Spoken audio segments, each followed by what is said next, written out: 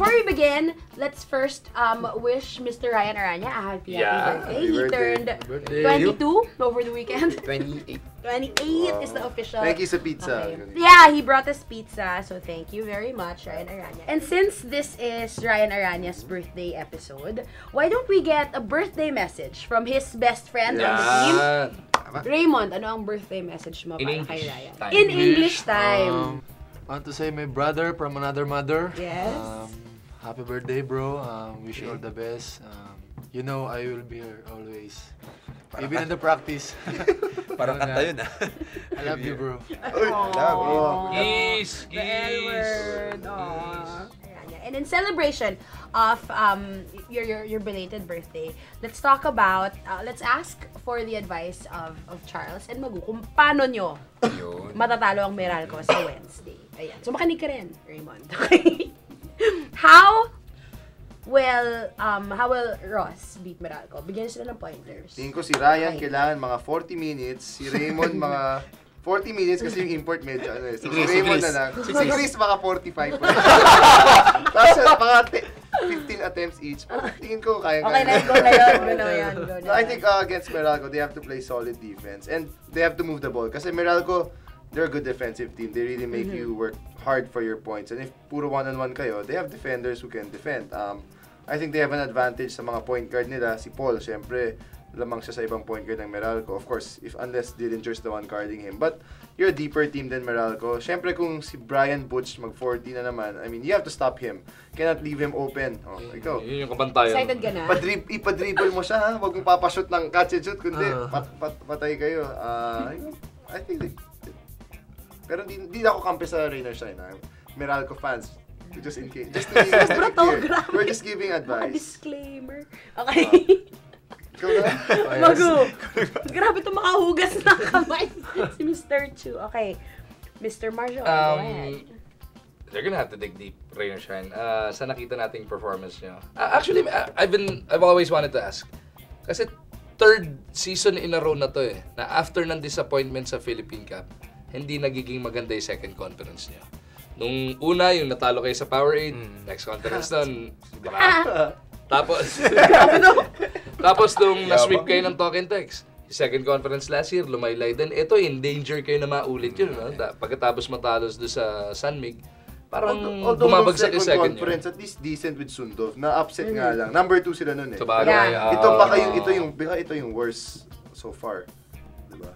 Parang, the year before si Drew Cruz, yun medyo masama rin. 2 wins lang ata kayo. At tama yun, nasilat sila pala. So are we kind of saying that, oh my God, Rain or Shine is such a strong team pag All-Filipino Cup, which means their core is so good.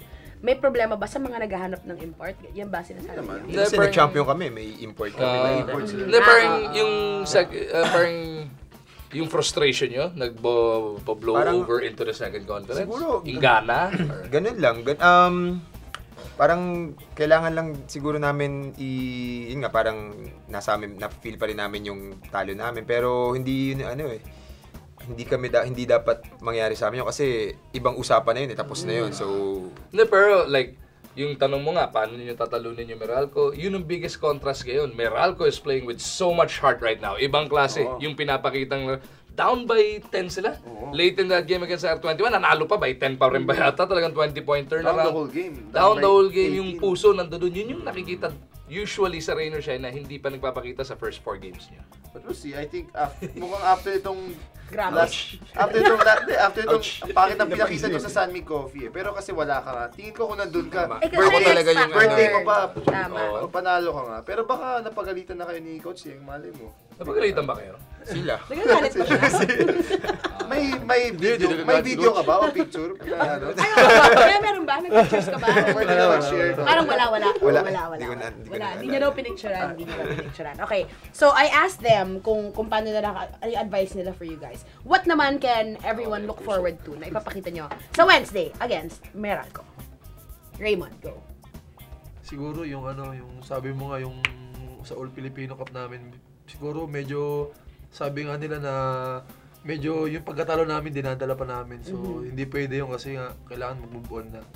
Tsaka siguro kulang medyo yung pasahan, tsaka yung running game namin hindi namin ginagawa ngayon. Siguro sa tingin ko yun yung kulang. Tatakbo kayo sa Hindi Wednesday? makarebound yung import niya. Siguro pag ginawa namin, lagi na we're on the game naman lagi eh. Minsan behind sa San Miguel Bermer. Hindi, ano lang yan, sa lahat ng mga fans na nagtitiwala sa Rain or Shine.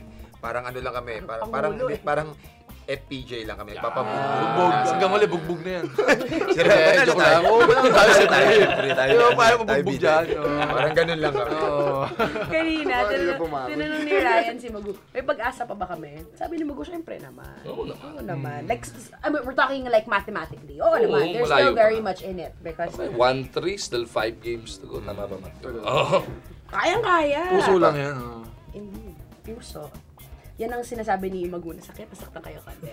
Nakikita niya Binaon mo kami rito, pare. Parang ginunan niya Parang kayo ano lang, eh. yung mga nakikita nung last conference, hindi pa nagpapakita. Lalabas at lalabas dahil yun yung character nyo. Inaantay lang ng mga fans nyo yata. Na ano na nila eh, parang they know na it's because nga, na-acknowledge na nila na baka nga medyo down pa sila with what happened in the last conference. And I think na them acknowledging that will already pave the way for them to actually getting over it. Tapos may chinismis pa sa atin si Raymond kanina. Ano nga yan? Ano yun? May papalitan mo. Wala. If Ako ever, na papalitan. Baka ma-trade ka na.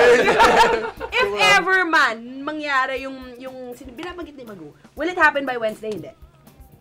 Feeling ko, hindi masyado. Hindi masyado. Monday na kasi. Okay, hindi masyado. Hindi So, Raymond, rain or shine ka pa rin doon sa Wednesday. Coach! Good luck to both teams, Rain or Shine and Meralco.